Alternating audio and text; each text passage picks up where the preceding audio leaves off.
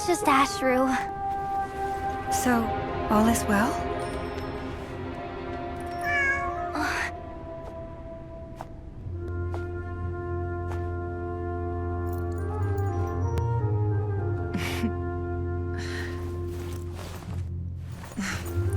Typically speaking, at this point, the world disintegrates. Then we find ourselves back in the outside world. Besides, these are my memories. There's nothing to fear. You're sure? Of course. It's almost over.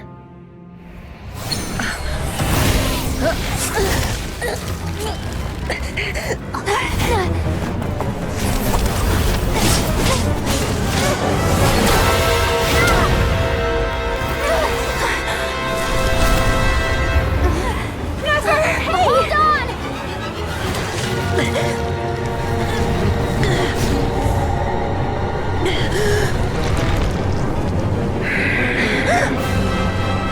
Knowing too much is always a death sentence.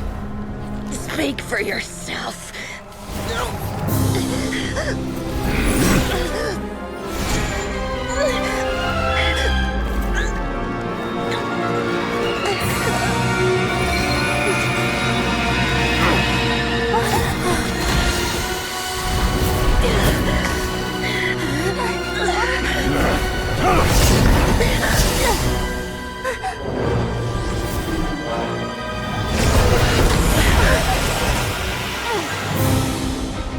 How repulsive.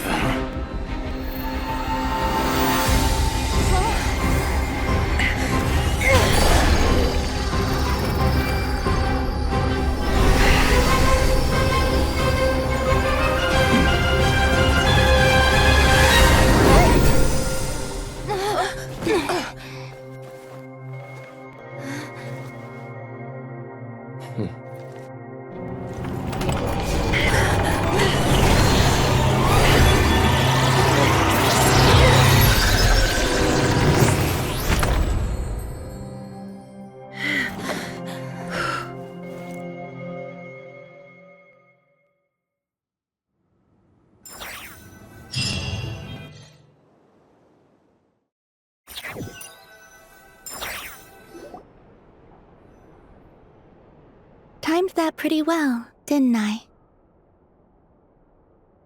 It's okay. I'm just glad no one was hurt. Paimon noticed you doing something too, Dainsleif. Were you helping get them out? Of course. When I asked Nefer to conduct this investigation, I was not naive to the dangers involved. I had a duty to ensure your safety. Good to know your sense of justice is still intact after all these years. I take that to mean that you saw the truth. That comes as a great relief. I certainly did. And thanks to your help, I also managed to trap Rerir inside the chess set. Whoa, really? How'd you manage that? Well, to be honest, I sensed that something was wrong long before we made it to the temple. By using this fragment to probe into Rerir's past, well, the monster formerly known as Rerir, it seems I alerted him. I was tracking him, then he caught on and started tracking me too.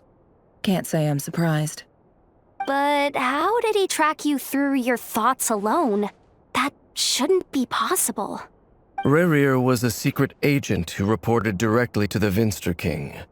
He is an expert at finding a trail and hunting down his pursuers. No wonder. He infiltrated the chess set, read my thoughts, and built a new virtual chess set inside of it. That's why we weren't able to leave at first.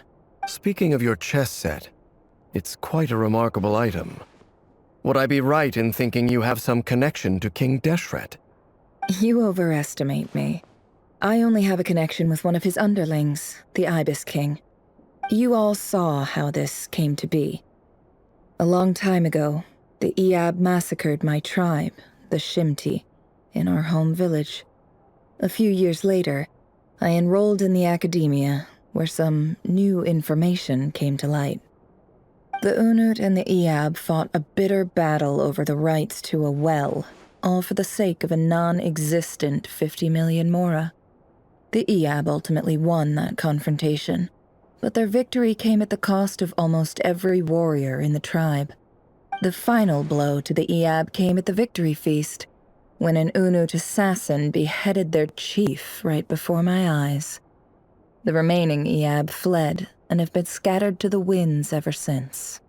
Having gotten my revenge, I returned to my hometown, where to my surprise, the nearby temple was still standing. There it was, seemingly immune to the relentless hostility of the desert, while my tribal home lay in ruins. As I stood there gazing at the temple, I noticed a cat just outside. This cat, as it turned out, was home to the spirit of the Ibis King. He led me to a gate deep inside the temple, and there he made a deal with me. This chess set is my gift from the Ibis King.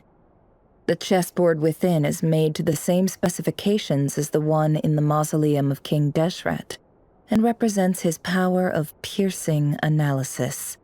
With this chessboard in its container, I gained a certain ability to perceive hidden secrets. Now, you could conclude that the Ibis King simply wanted to give the people of this world the power to seek the truth, but I don't believe that's the full story. Every god plays favorites. Their hearts are as fickle as any human's, full of secrets, perversions, egotistical tendencies. But precious few gods are willing to admit this. It is the same with all powerful forces, including fate itself. Their gaze falls preferentially upon a select few. As you rightly point out, this is an act of favoritism. If you're alluding to the Abyss, then yes, I agree. Gather the others. It's time to share everything I've learned.